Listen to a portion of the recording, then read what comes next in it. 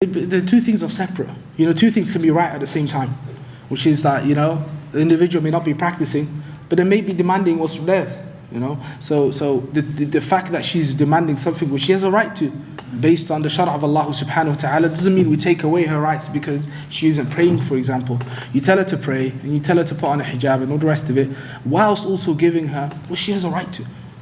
Because her right to these matters is divine. It comes from Allah subhanahu wa ta'ala. These customs and so on, they exist. Your individual needs exist as well. And there is the Sharia coming with the broadened scope of what you are allowed and what you aren't allowed, and that it takes it back to these two elements.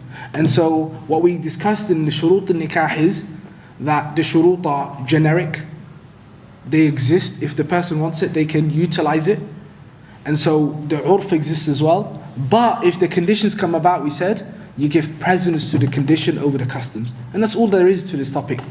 Quite simply, you set a condition, there is a custom in place, your condition supersedes the customs of your people. And that's the right of this individual, and Allah subhanahu wa ta'ala knows best.